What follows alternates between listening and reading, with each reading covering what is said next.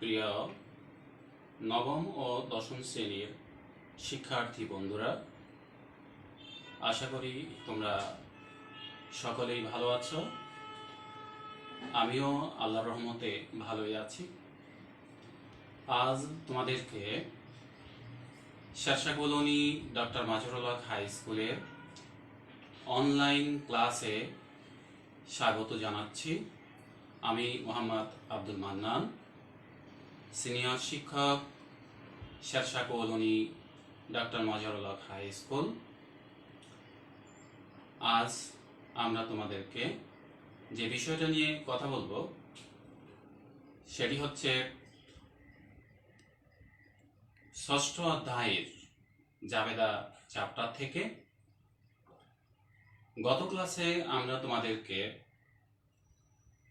সাধারণ জাবেদা নিয়ে আলোচনা করেছিলাম এবং সেই সাধারণ জাবেদা কিভাবে করতে হবে সেগুলো নিয়ে তোমাদের সাথে বিস্তারিত কথা বলেছিলাম। আজ আমরা তোমাদেরকে যে বিষয়টা পড়াবো সেটা হচ্ছে জাবেদারই আরেকটি অংশ, বিশেষ জাবেদা বা সহকারী জাবেদা। প্রিয় শিক্ষার্থী বন্ধুরা, তো আমরা বিশেষ জাবেদা বা সহকারী জাবেদায় যে কথাগুলো বলবো সেগুলো একটু মনোযোগ দিয়ে শুনতে হবে।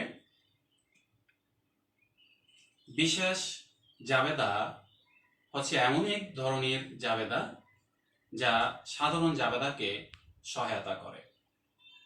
এই জন্যই এই জাবেদার নাম দেওয়া হয়েছে বিশেষ জাবেদা বা সহকারী জাবেদা। প্রিয় শিক্ষার্থী বন্ধুরা, এই বিশেষ জাবেদা বা সহকারী জাবেদাকে আমরা 6টি ভাগে বিভক্ত করেছি। এই ভাগগুলো তোমরা লক্ষ্য করো।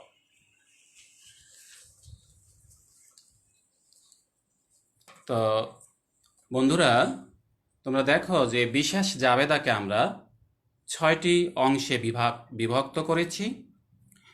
1 নম্বরে রয়েছে ক্রয় জাবেদা, 2 নম্বরে রয়েছে বিক্রয় জাবেদা, 3 নম্বরে রয়েছে ক্রয় ফেরত জাবেদা, 4 নম্বরে রয়েছে বিক্রয় ফেরত জাবেদা, 5 নম্বরে রয়েছে নগদ প্রাপ্তি জাবেদা এবং 6 নম্বরে রয়েছে নগদ প্রদান জাবেদা। প্রিয় বন্ধুরা, আমরা এই অধ্যায়ে 4টি বিশেষ জাবেদা নিয়ে আলোচনা করব, আর বাকি 2টি জাবেদা নগদ প্রাপ্তি জাবেদা এবং নগদ প্রদান জাবেদা নগদান বই চ্যাপ্টার থেকে আলোচনা করা হবে।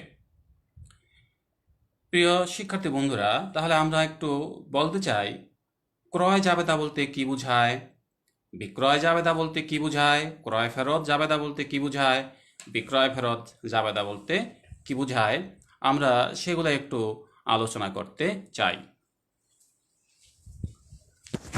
তো প্রথমে আমরা আসি ক্রয় জাবেদা। ক্রয় জাবেদা বলতে কি বোঝায়? সাধারণত আমরা বাকিতে ক্রয়কৃত পণ্য যে জাবেদা বইতে লিপিবদ্ধ করি সেই জাবেদাকেই বলা হয় ক্রয় জাবেদা। এই ক্রয় জাবেদাতে শুধুমাত্র বাকিতে ক্রয়কৃত পণ্যগুলো লিপিবদ্ধ করা হয়ে থাকে। নগদে ক্রয় কিংবা চেকে ক্রয় এই ধরনের ক্রয় জাবেদা লিপিবদ্ধ করা হয় না। সাধারণত আমরা চালান প্রস্তুতের মাধ্যমে অর্থাৎ চালান থেকেই ক্রয় জাবেদা প্রণয়ন করে থাকি। তোমরা ইতিপূর্বে 2য় অধ্যায়ে চালান সম্বন্ধে ভালোভাবে জেনেছ। এরপরে রয়েছে বিক্রয় জাবেদা। বিক্রয় জাবেদা হচ্ছে সাধারণত বাকিতে বিক্রয়কৃত পণ্যগুলো যে জাবেদা বইতে লিপিবদ্ধ করা হয় তাকেই বলা হয় বিক্রয় জাবেদা। নগদে কিংবা চেকে বিক্রয়কৃত পণ্য এই জাবেদায় স্থান পায় না। তো এই জাবেদায় সাধারণত বাকিতে বিক্রয়গুলোই লিপিবদ্ধ করা হয়। এটিও চালানের মাধ্যমেই অর্থাৎ চালান থেকেই বিক্রয় জাবেদা প্রস্তুত করা হয়। এরপর রয়েছে ক্রয় ফেরত জাবেদা। যে জাবেদা বইতে আমরা ক্রয়কৃত পণ্য ফেরত দেওয়ার পরে এই ক্রয় ফেরতগুলোকে যে জাবেদা বইতে লিপিবদ্ধ করি তাকেই বলা হয় ক্রয় ফেরত জাবেদা। বিভিন্ন কারণে ক্রেতা তার ক্রয়কৃত পণ্য ফেরত দিতে পারে, যেমন নমুনা মোতাবেক না হলে, মানে নিম্নমান হওয়ার জন্য, অথবা পণ্যের অন্য কোয়ালিটির হলে, অথবা পণ্যের মেয়াদ উত্তীর্ণ হলে সাধারণত ক্রেতা তাদের ক্রয়কৃত পণ্যগুলো ফেরত দিয়ে থাকেন। আর এই জাতীয় ক্রয় ফেরতগুলোই আমরা ক্রয় ফেরত জাবেদা বইতে লিপিবদ্ধ করে থাকি। প্রিয় শিক্ষার্থী বন্ধুরা, আশা করি ক্রয় ফেরত জাবেদা বুঝতে পেরেছ। এরপরে রয়েছে বিক্রয় ফেরত জাবেদা। যে পণ্যগুলো বিক্রেতাকে ফেরত দিল, বিক্রেতা যখন বিক্রয় ফেরতগুলো পায় তখন বিক্রেতা আরেকটি জাবেদা বইতে সেই বিক্রয় ফেরতগুলো লিপিবদ্ধ করে। এই বিক্রয় ফেরতগুলো এই জাবেদায় লিপিবদ্ধ করা হয় বলে এই জাবেদার নাম দেওয়া হয়েছে বিক্রয় ফেরত জাবেদা। এরপরে রয়েছে নগদ প্রাপ্তি জাবেদা। নগদ প্রাপ্তি জাবেদায় ব্যবসা প্রতিষ্ঠানে যে লেনদেনগুলো সংঘটিত হয় সেগুলি সাধারণত নগদে সংঘটিত হয়, চেকের মাধ্যমে সংঘটিত হয়, আবার বাকিতেও সংঘটিত হয়ে থাকে। ইতিপূর্বে আমরা যেগুলি আলোচনা করেছি, ক্রয় জাবেদাতে বাকিতে ক্রয়গুলো লিপিবদ্ধ করে, আর বিক্রয় জাবেদাতে বাকিতে বিক্রয়গুলো লিপিবদ্ধ করা হয়ে থাকে। কিন্তু নগদ প্রাপ্তি জাবেদা এবং প্রধান জাবেদা তার সম্পূর্ণ ব্যতিক্রম। নগদ প্রাপ্তি জাবেদাতে সাধারণত নগদে এবং চেকের মাধ্যমে পণ্য বিক্রি করলে বা নগদ টাকা কিংবা চেক পাওয়া গেলেই সাধারণত এই নগদ প্রাপ্তি জাবেদায় আমরা লিপিবদ্ধ করে থাকি। প্রিয় শিক্ষার্থী বন্ধুরা, এরপরে রয়েছে নগদ প্রদান জাবেদা। নগদ কিংবা চেক প্রদান করলে সাধারণত আমরা এই জাবেদা বইতে লিপিবদ্ধ করে থাকি। এই জন্য এর নাম দেওয়া হয়েছে নগদ প্রদান জাবেদা। প্রিয় শিক্ষার্থী বন্ধুরা, আশা করি তোমরা বিশেষ জাবেদার এই শ্রেণীবিভাগটা বুঝতে পেরেছ। আজকে আমরা তোমাদেরকে ব্যবহারিক সমস্যার সমাধান নিয়ে একটু আলোচনা করব। সে বিষয়টা হচ্ছে ক্রয় জাবেদা। ক্রয় জাবেদা কি তা আমরা ইতিপূর্বে আলোচনা করেছি। এই জাবেদাতে সাধারণত বাকিতে ক্রয়গুলোই লিপিবদ্ধ করা হয়ে থাকে। ক্রয় জাবেদা করার আগে আমাদেরকে ক্রয় জাবেদার একটি নির্দিষ্ট ছক রয়েছে। এই ছকটি নিয়ে প্রথমে আমরা ব্যাখ্যা করব, তারপরে ক্রয় জাবেদা বইতে আমরা কিভাবে লেনদেনগুলো লিপিবদ্ধ করব সেটা তোমাদেরকে দেখাবো। তাহলে আসো বন্ধুরা, আমরা ছকটা নিয়ে তোমাদের সাথে আলোচনা করি। প্রিয় বন্ধুরা, এই ছকটার নাম হচ্ছে ক্রয় জাবেদার ছক। আমরা উপরে লিখেছি ক্রয় জাবেদা। এর 1টি, 2টি, 3টি, 4টি, 5টি এবং 6টি ঘর রয়েছে। প্রথম ঘরটার নাম হচ্ছে তারিখ। এর পরের ঘরটার নাম হচ্ছে ক্রেডিট হিসাব খাত। সাধারণত আমরা পণ্য ক্রয় করলে ক্রয় হিসাবকে ডেবিট করি এবং পাওনাদার হিসাবকে ক্রেডিট করি। এই জন্য এই ঘরটার নাম রাখা হয়েছে ক্রেডিট হিসাব খাত। এরপরে রয়েছে শর্ত। এই শর্তটা কি, এটা নিয়ে আমরা তোমাদের সাথে একটু পরেই আলোচনা করব। শর্তের পরে রয়েছে চালান নং, চালানের পরে রয়েছে সূত্র, এরপরে ঘরটার নাম রয়েছে ক্রয় হিসাব ডেবিট, পাওনাদার হিসাব ক্রেডিট। এখানে যতগুলি ছক রয়েছে বা যতগুলি ঘর রয়েছে, এই ঘরগুলি সম্বন্ধে তোমাদের ধারণা পূর্বে থেকে কিছুটা ছিল, তো এখানে কয়েকটা নতুন বিষয় এসেছে। এখানে একটি ঘর রয়েছে যার নাম হচ্ছে শর্ত। তো আমরা শর্তটা কি, শর্তটা নিয়ে তোমাদের সাথে একটু আলোচনা করতে চাই। বাকিতে পণ্য ক্রয় করলে কিংবা বিক্রেতা বিক্রি করলে তাদের নিজেদের মধ্যে একটি শর্ত আরোপিত হয়। অর্থাৎ বিক্রেতা ক্রেতার কাছ থেকে জানতে চায় সে কত দিনের মধ্যে টাকা পরিশোধ করতে পারবে, আর না পারলে কি হবে। এরকম একটা শর্ত বা চুক্তি ক্রেতা এবং বিক্রেতাদের মধ্যে সংগঠিত হয়ে থাকে। তো আমরা এই শর্তটা নিয়ে তোমাদের সাথে একটু আলোচনা করতে চাই।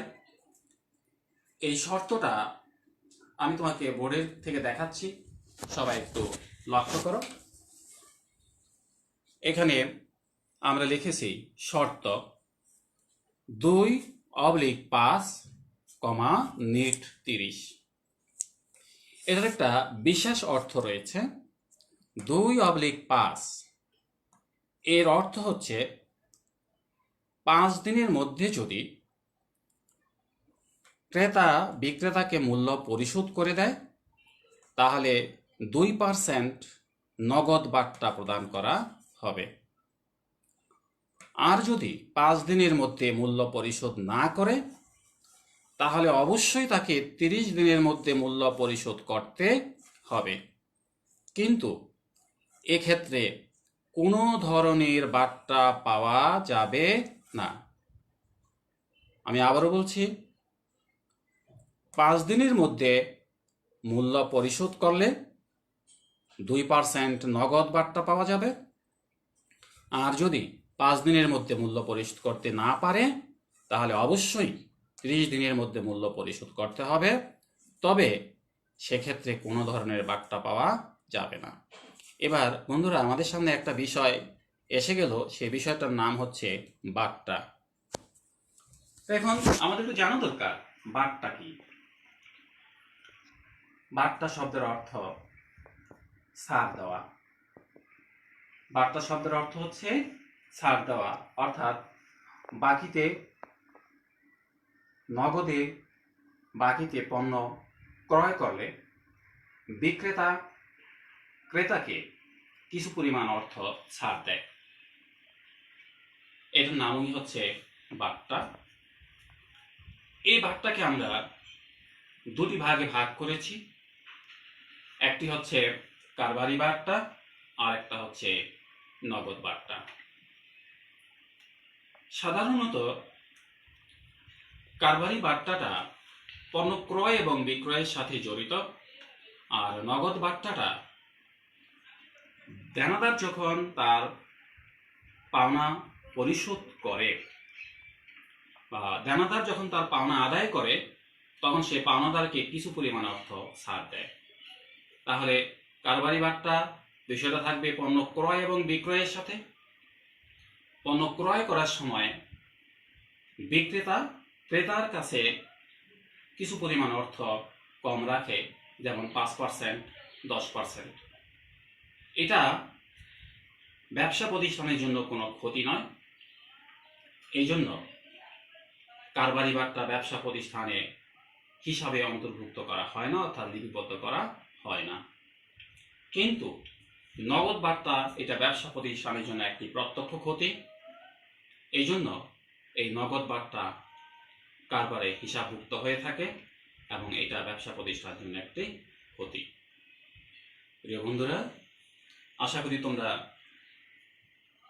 এই বার্তা বিষয়টা সম্বন্ধে ধারণা লাভ করেছ। আজ আমরা তোমাদেরকে ক্রয় জাবেদার একটি সমস্যা নিয়ে আলোচনা করব এবং সেটা কিভাবে আমরা সমাধান করব সেটা আমরা তোমাদেরকে দেখাবো। তাহলে বন্ধুরা আসো আমরা কিভাবে ক্রয় জাবেদার সমস্যাটি সমাধান করতে পারি। আগে আমরা ক্রয় জাবেদার সমস্যাটা উপস্থাপন করব, তারপরে সেটাকে কিভাবে সমাধান করতে হয় সেটা দেখাবো। প্রিয় শিক্ষার্থী বন্ধুরা, তাহলে এসো আমরা প্রথমেই তোমাদেরকে দেখিয়েছি হিসাব বিজ্ঞান। হিসাব বিজ্ঞানের একটি প্রশ্ন হচ্ছে মেসার্স তামিম এন্টারপ্রাইজের 2019 সালের এপ্রিল মাসের কতিপয় লেনদেন নিম্নরূপ। তো এখানে তামিম এন্টারপ্রাইজের যে দুইটি সমস্যা আমরা এখানে দেখানোর চেষ্টা করেছি। একটি ব্যবসা প্রতিষ্ঠানে শুধুমাত্র দুটি লেনদেনই সংঘটিত হয় না, আরও অনেক লেনদেন সংঘটিত হয়। তার মধ্য থেকে আমরা প্রধান প্রধান দুটি এন্ট্রি বা দুটি লেনদেন তোমাদের সামনে উপস্থাপন করেছি। এপ্রিলের 5 তারিখে মেসার্স তপু এন্টারপ্রাইজের নিকট প্রতি বস্তা 1100 টাকা দরে 100 বস্তা আটা ক্রয়, কারবারি বাট্টা 10%, পরিবহন খরচ 1000 টাকা, চালান নাম্বার 15, শর্ত 2/7/30। এরপরে রয়েছে এপ্রিলের 10 তারিখে মিলি ট্রেডার্স থেকে প্রতি কেজি 400 টাকা দরে 750 কেজি চা ক্রয়, কারবারি বাট্টা 5%, চালান নম্বর 25, প্যাকিং খরচ 1000 টাকা, শর্ত 3/15/25। করণীয় ক্রয় জাবেদা। এটা আমরা দুটি সমস্যা উপস্থাপন করেছি। এই সমস্যা উপস্থাপন করার পরে এটাকে আমরা কিভাবে সমাধান করব সেটা তোমাদেরকে দেখাবো।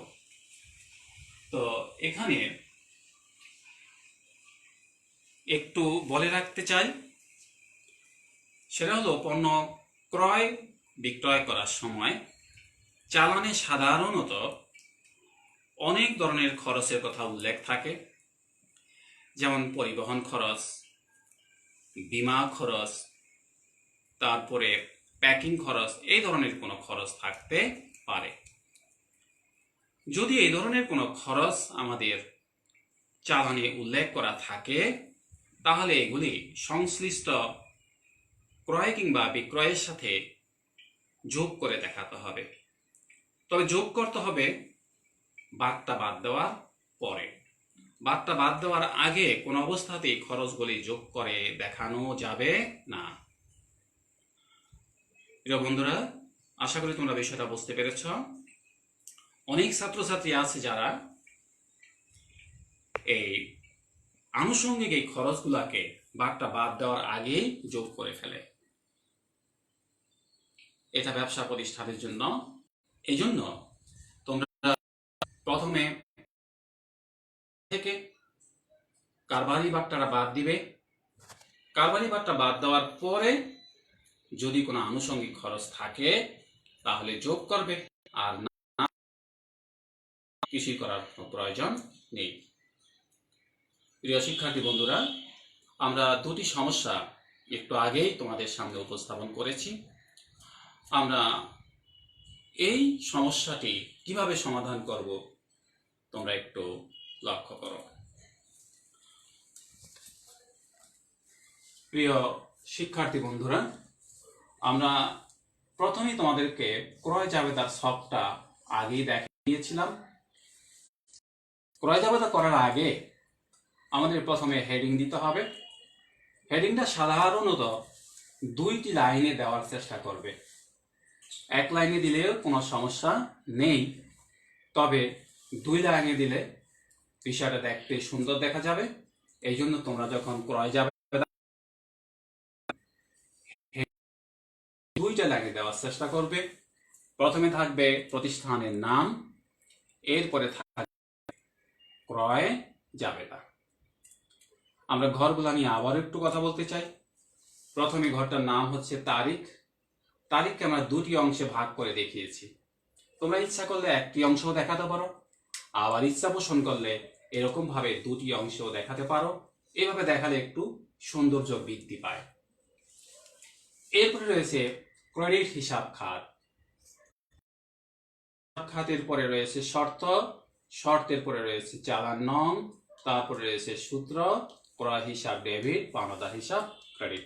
এটা হচ্ছে আমাদের ক্রয় জাবেদার একটি ছক। এখানে একটু কথা বলা প্রয়োজন। এই ছকগুলি আমাদের পরীক্ষাগুলোতে আসে 4 নম্বরের জন্য। তো 4 নম্বরের জন্য যদি আমরা এত ছোট একটা অঙ্ক করি, সেখানে তোমাকে ফুল মার্কস নাও। এই জন্য এই যে আমরা টাকাটা বের করেছি, এই টাকাটা কিভাবে বের করেছি, এটার জন্য তোমাকে কিছু খসড়া প্রণয়ন করতে হবে। এই খসড়া প্রণয়ন করা আমি তোমাদেরকে দেখিয়েছি, নোট নম্বর 1, নোট নম্বর 2, এবং এখানে তারিখটা বসিয়ে দিয়েছি, যে তারিখে লেনদেনটা হয়েছে। প্রিয় বন্ধুরা, তো প্রথমে আমরা তারিখের ঘরে দেখলাম এপ্রিল 5। এখানে দেখানো হচ্ছে যে এপ্রিলের 5 মেসার্স তপু এন্টারপ্রাইজের নিকট থেকে প্রতি বস্তা 1100 টাকা দরে 100 বস্তা আটা ক্রয় করলো। কে ক্রয় করলো? Messrs Tapu enterprise. কার কাছ থেকে ক্রয় করলো? মেসার্স তপু এন্টারপ্রাইজের নিকট থেকে কিনলো কে? তামিম এন্টারপ্রাইজ। ঠিক আছে, তো তামিম এন্টারপ্রাইজ যদি ক্রয় করে, তাহলে তামিম এন্টারপ্রাইজের ঘরে জাবেদাটা হবে ক্রয় হিসাব ডেবিট, মেসার্স তপু এন্টারপ্রাইজ হিসাব ক্রেডিট। তো এখানে ক্রেডিট ব্যালেন্স হচ্ছে মেসার্স তপু এন্টারপ্রাইজ। তো আমরা এখানে ঘরের মধ্যে লিখেছি কি? ক্রেডিট হিসাব খাত। তাহলে ক্রেডিট হিসাব খাতের মধ্যে লিখতে হবে যার কাছ থেকে আমরা পণ্যটা ক্রয় করেছি, তপু এন্টারপ্রাইজ, সেই তপু এন্টারপ্রাইজের নামটা এখানে লিখতে হবে। তবে এখানে হিসাব লেখা যাবে না। যখন ক্রেডিট হিসাব খাত লেখা থাকে, তখন হিসাব শব্দটা ব্যবহার করা যাবে না। এরপরে রয়েছে শর্ত। আমাদের এই অঙ্কের মধ্যে শর্ত দেওয়া আছে 2, শর্ত 2/7-30। এই শর্তটা এখানে আমরা বসিয়ে দিয়েছি শর্তের জায়গায়। তো লেখা আছে 2/7-30। এর অর্থ আমরা একটু আগে ব্যাখ্যা করেছি, আবারও বলছি। 7 দিনের মধ্যে মূল্য পরিশোধ করলে 2% নগদ বার্তা পাওয়া যাবে। তবে যদি 7 দিনের মধ্যে মূল্য পরিশোধ করতে না পারে, তাহলে অবশ্যই 30 দিনের মধ্যে তার মূল্য পরিশোধ করতে হবে। এরপরে রয়েছে এখানে চালান নং। প্রিয় বন্ধুরা, চালান নাম্বার হচ্ছে 15। চালান নাম্বার যদি থাকে তাহলে লিখবে, না থাকলে লিখবে না। কোনো প্রশ্নের মধ্যে চালান নাম্বার দেওয়া থাকে, কোনো প্রশ্নে চালান নাম্বার দেওয়া থাকে না। আমাদের এই সমস্যাটিতে চালান নাম্বার দেওয়া আছে 15। চালান নাম্বারের ঘরে বসায় দিলাম 15। এরপরে রয়েছে সূত্র। সূত্রের ঘরে টিক মার্ক করে দিবে। এরপরে এখানে আমরা বসাই দিলাম 1000 টাকা। এখনই আমাদের সমস্যায় পড়ে যেতে হচ্ছে। এই 1000 টাকা আমরা কিভাবে পেলাম? 1 লক্ষ টাকা। এই 1 লক্ষ টাকা আমরা কিভাবে পেলাম সেটা আমাদেরকে নোট করে দেখিয়ে দিতে হবে। প্রিয় বন্ধুরা, দেখো 1100 টাকা দরে 1100 টাকা দরে 100 বস্তা আটা ক্রয় করেছে। তাহলে আমরা প্রথমে দেখলাম 1, তারিখ 5 এপ্রিল। 5 April April 5/4/2019। প্রথমে আসি আটা ক্রয়। আটা ক্রয় করছে, 1 বস্তা ক্রয় করছে 1100 টাকা, অর্থাৎ 1100 টাকা দিয়ে। তাহলে সে আটা কিনছে মোট 100 বস্তা, 1,10,০০০ টাকা। বইতে কারবারি বার্তা দেওয়া আছে 10%। এই কারবারি বার্তাটা হিসাবভুক্ত হবে না, এখানে কোথাও হিসাবভুক্ত হওয়ার সুযোগ নেই। শুধু আমরা রাফে অর্থাৎ খসড়াতে কারবারি বাট্টাটা বাদ দিয়ে দেখিয়ে দেব। প্রিয় বন্ধুরা, কারবারি বাট্টা হচ্ছে 10%। কত টাকার 10%? 1,10,000 টাকার 10%। 10,000 টাকার 10% হচ্ছে 11,000 টাকা। এই যে 11,000 টাকা কি হবে? মাইনাস হবে। এই যে আমরা একটা ব্রেকার দিয়ে দেখিয়ে দিয়েছি, এটা আধুনিক পদ্ধতিতে বিয়োগ করার চিহ্ন। এই ব্রেকারটা হচ্ছে আধুনিক পদ্ধতিতে বিয়োগ করার চিহ্ন। তাহলে 1,10,000 টাকা থেকে 11,000 টাকা কারবারি বার্তা এট দ্য রেট অফ 10%। 11,000 টাকা বাদ দিলে হবে 99,000 টাকা। এই চালানের মধ্যে 1,000 টাকা রয়েছে পরিবহন খরচ। এই যে দেখা যাচ্ছে যে পরিবহন খরচ 1,000 টাকা। এই 1,000 টাকা এখানে লিখে দিলাম আমরা, যোগ পরিবহন খরচ 1,000 টাকা। তাহলে 99,000-এর সাথে 1,000 যোগ করলে কত দাঁড়ালো?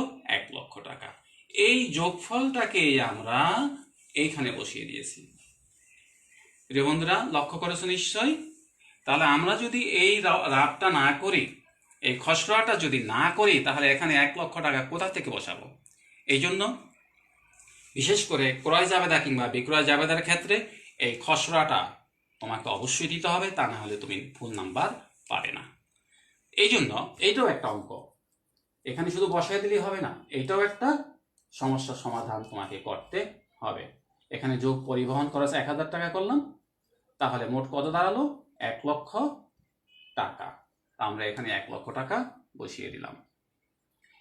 এরপরে দ্বিতীয় অংশে মিলি ট্রেডার্সের সমস্যাটা, এপ্রিলের 10 তারিখ আমরা এখানে বসিয়ে দিলাম এপ্রিল 10, এবং ক্রেডিট হিসাব খাতের মধ্যে লিখলাম মিলি ট্রেডার্স।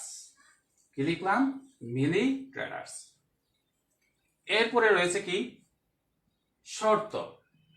শর্ত রয়েছে 3/15-25। এটা আমরা দেখে দেখে এখানে বসাই দিলাম। এটার অর্থ তোমাদেরকে আমি কয়েকবারই ব্যাখ্যা করেছি, আবারও বলছি। 3/15-30-25 এর অর্থ হচ্ছে 15 দিনের মধ্যে যদি পাওনাদার টাকা পরিশোধ করে দেয়, অর্থাৎ মিলি ট্রেডার্স কে পরিশোধ করে দেয়, তাহলে মিলি ট্রেডার্স কি করবে? 3% কারবারি বাট্টা দিবে। 3% নগদ বাট্টা দিবে। 3% নগদ বাট্টা দিবে। আর যদি 15 দিনের মধ্যে যদি টাকা পরিশোধ করতে না পারে, তাহলে তাকে অবশ্যই 25 দিনের মধ্যে তার পাওনা পরিশোধ করতে হবে। এক্ষেত্রে যদি পাওনাদার যদি তার টাকা পরিশোধ না করে, তাহলে সে আইনগত ব্যবস্থা নিতে পারবে। প্রিয় বন্ধুরা, আশা করি বুঝতে পেরেছ। এরপরে রয়েছে চালান নং। চালান নং আমার বইতে দেওয়া আছে চালান নং 25। আমরা চালান নং 25 বসিয়ে দিলাম এবং এখানে সূত্র বসিয়ে দিলাম টিক চিহ্ন দিয়ে। এবার আমরা আসি 2,86,000 টাকা বসালাম। কিন্তু কোথা থেকে বসালাম? কোথা থেকে এই 2,86,000 টাকা আসলো? তাহলে আমরা দেখি যে মিলি ট্রেডার্স থেকে প্রতি কেজি 400 টাকা দরে 750 কেজি চা ক্রয়।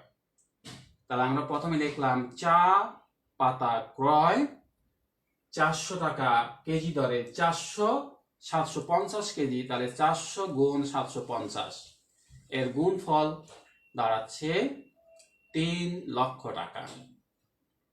ঠিক আছে? এরপরে বইতে আমাদের কারবারি বার্তা দেওয়া আছে 5%।